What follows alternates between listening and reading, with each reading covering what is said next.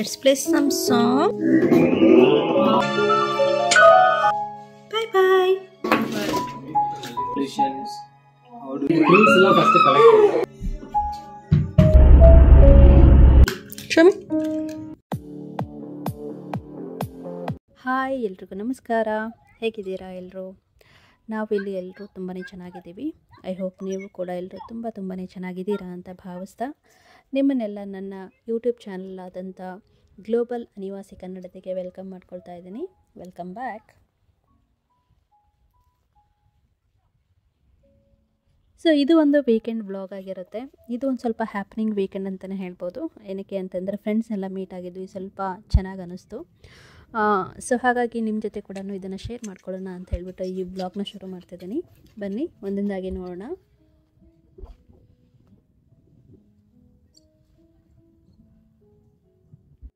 So ಈ ಸಲ ಅಂತೂ ನಮಗೆ ತುಂಬಾ ಹಾರ್ಶ್ ಆಗಿತ್ತು ವಿಂಟರ್.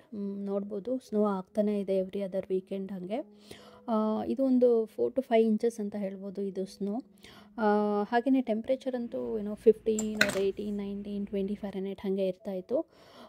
ಡಿಗ್ರಿ ಸೆಲ್ಸಿಯಸಲ್ಲಿ ಹೇಳಬೇಕು ಅಂತಂದರೆ -10, -8, -12 ಹೀಗೆಲ್ಲ ಇರ್ತಾಯಿತ್ತು.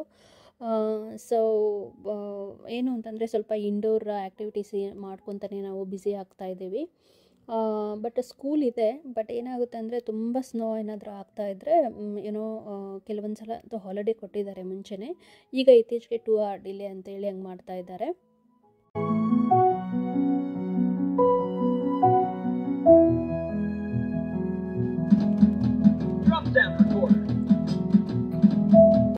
ಸೊ ಟೀ ಪೌಡರ್ ಖಾಲಿಯಾಗಿತ್ತು. ಇಂಡಿಯನ್ ಗ್ರೋಸರಿ ಸ್ಟೋರ್ಗೆ ಹೋದಾಗ ತೊಗೊಂಡು ಬಂದಿದ್ವಿ. ಸೊ ಅದನ್ನು ಕಂಟೈನರಲ್ಲಿ ಹಾಕ್ಕೊಳ್ತಾ ಇದ್ದೀನಿ. ಇಲ್ಲಿ ನೋಡ್ಬೋದು ನಮ್ಮ ಬೇಬಿ ಗರ್ಲ್ ಆಟ ಆಡ್ತಾ ಇದ್ದಾಳೆ ಟಾಯ್ಸ್ ಜೊತೆ. ನನ್ನ ಕಿಚನ್ ಹತ್ರನೇ ಇರ್ತಾಳೆ ಅವಳು. ಸ್ವಲ್ಪ ಅವಳದು ಒಂದಿಷ್ಟೆಲ್ಲ ಟಾಯ್ಸ್ ಇಟ್ಟಿರ್ತೀನಿ.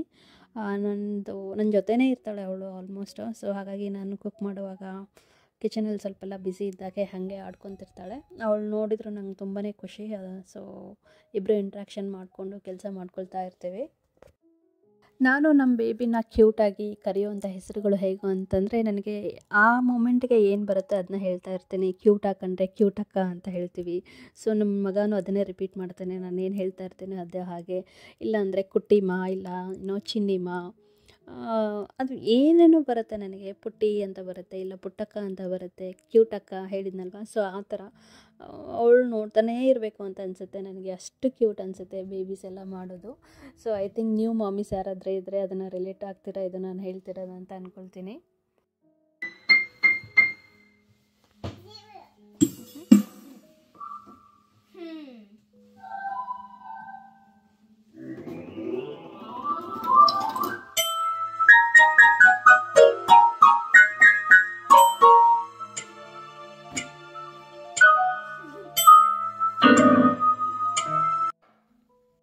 ಸೊ ನಾನು ಇಂಟ್ರೊಡಕ್ಷನ್ ವ್ಲಾಗಲ್ಲಿ ಮೋಸ್ಟ್ಲಿ ಹೇಳ್ಕೊಂಡಿರ್ತೀನಿ, ನಾನು ಬೆಳೆದಿರೋದೆಲ್ಲ ಹಾಸ್ಟೆಲಲ್ಲಿ. ಸ್ವಲ್ಪ ಪೇರೆಂಟ್ಸ್ ಜೊತೆ ಟೈಮ್ ಸ್ಪೆಂಡ್ ಮಾಡಿರೋದು ಕಡಿಮೆ. ಅಂದರೆ ಚಿಕ್ಕವಳಿದ್ದಾಗೆಲ್ಲ ಮಾಡಿದ್ದೀನಿ. ಆಫ್ಟರ್ 11-12 ಇಯರ್ಸ್ ಆಗ್ತಾ ಇದ್ದಾಗಲೇ ನಾನು ರೆಸಿಡೆನ್ಷಿಯಲ್ ಸ್ಕೂಲ್ಗೆ ಸೇರಿಕೊಂಡಿದ್ದು. ಸೊ ಹಾಗಾಗಿ ನನ್ನ ಮಕ್ಕಳಿಗೆ ನಾನು ಇರೋಷ್ಟವರೆಗೂ ಅವ್ರಿಗೇನು ಮಿಸ್ ಆಗಬಾರ್ದು ನನ್ನ ಪ್ರೆಸೆನ್ಸ್ ಅಂತ ಹೇಳಿ ಆಲ್ಮೋಸ್ಟ್ ನಾನು ಅವ್ರಿಗೆ ಎಷ್ಟಾಗುತ್ತೋ ಅಷ್ಟು ನಾನು ಟೈಮ್ ಕೊಡೋದಕ್ಕೆ ಟ್ರೈ ಮಾಡ್ತೀನಿ.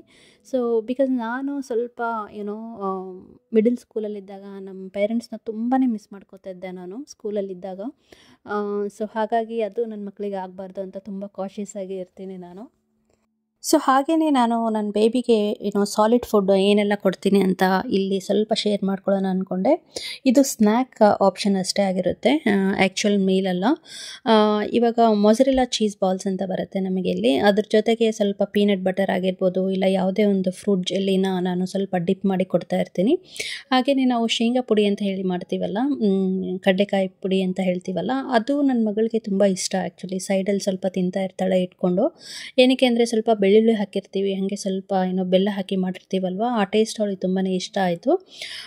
ಸೊ ಹಾಗೆಯೇ ಮನೆಗೆ ಒಂದು ಮ್ಯೂಸಿಕಲ್ ಇನ್ಸ್ಟ್ರೂಮೆಂಟ್ ತೊಗೊಂಡು ಬಂದಿದ್ರು ಹಸ್ಬೆಂಡು. ಅದನ್ನು ಟ್ರೈ ಮಾಡ್ತಾ ಇದ್ದಾರೆ ನಮ್ಮ ಮಗನಿಗೆಲ್ಲ ತೋರಿಸಿ. ಇದನ್ನು ನಾವು ಕಾಸ್ಕೋದಿಂದನೇ ತೊಗೊಂಬಂದಿದ್ವಿ. ಸೊ ಅದ್ರ ಜೊತೆಗೇ ನಾವು ಪಿಯಾನೋ ಕೂಡ ತೊಗೊಂಬಂದಿದ್ದೀವಿ ಮನೆಯಲ್ಲಿ. ಅಂದರೆ ಅದು ಆನ್ಲೈನ್ ಆರ್ಡ್ರ್ ಮಾಡ್ಕೊಂಡಿದ್ವಿ ನಾವು. ಬಟ್ ಅಂದರೆ ಒಂದು ಕಡೆ ನಾವು ಫಿಕ್ಸ್ ಮಾಡಿಲ್ಲ. ಏನಕ್ಕೆ ಅಂತಂದರೆ ನಮ್ಮ ಮಗಳು ಇದ್ದಾಳಲ್ಲ, ಸೊ ಅವಳು ಮೇಲೆ ಹತ್ಕೊಂಡು ಕೂತ್ಕೊಳ್ಳೋಕ್ಕೆ ಟ್ರೈ ಮಾಡ್ತಾ ಇರ್ತಾಳೆ. ಸೊ ಹಾಗಾಗಿ ಅದನ್ನ ಇನ್ನೂ ಎಲ್ಲೂ ಫಿಕ್ಸ್ ಮಾಡಿಲ್ಲ. ಸಮ್ಟೈಮ್ಸ್ ಬೇಸ್ಮೆಂಟಲ್ಲಿ ಕೆಳಗಿಟ್ಟಿರ್ತೀವಿ, ಬಟ್ ನಮ್ಮ ಮಗ ಇನ್ನೇನು ಯೂಸ್ ಮಾಡಬೇಕು ಅನ್ನೋಷ್ಟರೊಳಗೇ ಇವಳು ಬಂದು ಅವನಿಗೆ ಮಾಡೋಕ್ಕೇ ಬಿಡೋದಿಲ್ಲ. ಸೊ ನೋಡಬೇಕು, ಒಂದು ಸ್ಪಾಟ್ನ ಹುಡುಕಬೇಕು ಅದನ್ನ ಇಡೋದಕ್ಕೆ. ಸೊ ವೀಕೆಂಡಲ್ಲಿ ಫ್ರೆಂಡ್ಸ್ನ ಮೀಟ್ ಆದ್ವಿ ಅಂತ ಹೇಳಿದ್ನಲ್ಲ, ನಮಗಂತೂ ತುಂಬಾ ಚೆನ್ನಾಗಿ ಅನ್ನಿಸ್ತು. ಏನಕ್ಕೆ ಅಂದರೆ ಮಗು ಆದಮೇಲೆ ನಾವು 4 ಜನ ಹೊರಗಡೆ ಓಡಾಡ್ತಾ ಇದ್ವಿ, ಬಟ್ ಫ್ರೆಂಡ್ಸ್ನ ಮೀಟ್ ಆಗಿರಲಿಲ್ಲ. ಅವರು ಊಟ ಕೂಡ ಎಷ್ಟೊಂದು ವೆರೈಟಿ ಮಾಡಿದರು. ಅಡುಗೆನ ಸ್ಟಾರ್ಟರ್ಸ್ ಆಗಿರ್ಬೋದು, ಮೇನ್ ಫುಡ್ ಆಗಿರ್ಬೋದು, ಹಾಗೆಯೇ ಡೆಸರ್ಟ್, ಎಷ್ಟೊಂದು ವೆರೈಟಿ ಮಾಡಿದರು. ತುಂಬ ಚೆನ್ನಾಗಿ ಟ್ರೀಟ್ ಮಾಡಿದರು. ಸೊ ನಾನು ಕೂಡ ಅವ್ರನ್ನ ಇನ್ವೈಟ್ ಮಾಡಿದ್ದೀನಿ, ಮನೆಗೆ ಬರ್ತಾರೆ. ಸೊ ಅವ್ರ ಮನೇಲಿ ಪೆಟ್ಟಿತ್ತು ಆ್ಯಕ್ಚುಲಿ, ಪ್ಯಾರೆಟ್. ನೋಡಿರ್ತೀರ ಈಗಾಗಲೇ ವೀಡಿಯೋದಲ್ಲಿ. ಎಂಟ್ರ್ ಆಗ್ತಿದ್ದಂಗೆ ಅವ್ರದ್ದೊಂದು ಆಫೀಸ್ ರೂಮ್ ಇದೆ, ಅಲ್ಲೇ ಮಾಡ್ಕೊಂಡಿದ್ದಾರೆ. ಎಷ್ಟು ಚೆನ್ನಾಗಿ ಅನ್ನಿಸ್ತು ಅದನ್ನು ನೋಡಿ. ನಮಗೂ ಅದನ್ನು ಆ ಥರದ್ದು ತೊಗೋಬೇಕು ಅಂತ ಆಸೆ ಆಯಿತು ಆ್ಯಕ್ಚುಲಿ. ತುಂಬಾ ಚೆನ್ನಾಗಿ ಟೈಮ್ ಸ್ಪೆಂಡ್ ಮಾಡಿದ್ವಿ. ಆಮೇಲೆ ಅವ್ರ ಮಗ ಆ್ಯಕ್ಚುಲಿ ನ್ಯಾಷನಲ್ ಲೆವೆಲಲ್ಲಿ ಬಿಲ್ಡಿಂಗ್ ಬ್ಲಾಕ್ಸ್ ಕಾಂಪಿಟೇಷನಲ್ಲೆಲ್ಲ ಪಾರ್ಟಿಸಿಪೇಟ್ ಮಾಡ್ತಾನೆ, ಪ್ರಾಜೆಕ್ಟ್ಸ್ ಎಲ್ಲ ಮಾಡಿ. ಇವರೇ ಮೆಂಟರ್ ಆ್ಯಕ್ಚುಲಿ, ಅವ್ರ ತಂದೆ.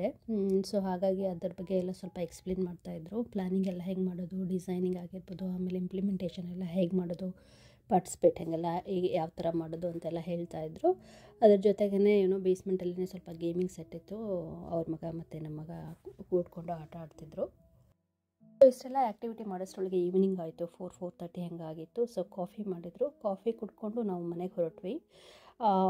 ಇನ್ಫ್ಯಾಕ್ಟ್ ಅವ್ರಿಗೆ ನಾವು ಇನ್ನೂ ಸ್ವಲ್ಪ ಹೊತ್ತು ಇರಬೇಕನ್ನೋದಿತ್ತು. ಬಿಕಾಸ್ ನಮ್ಮ ಮಗಳು ಅವ್ರಿಗೆ ತುಂಬ ಇಷ್ಟ ಆಗಿಬಿಟ್ಲು. ಚಿಕ್ಕವಳಿದ್ಲಲ್ಲ, ಎಲ್ಲರೂ ಸ್ವಲ್ಪ ದೊಡ್ಡವರಿದ್ವಿ ನಾವು.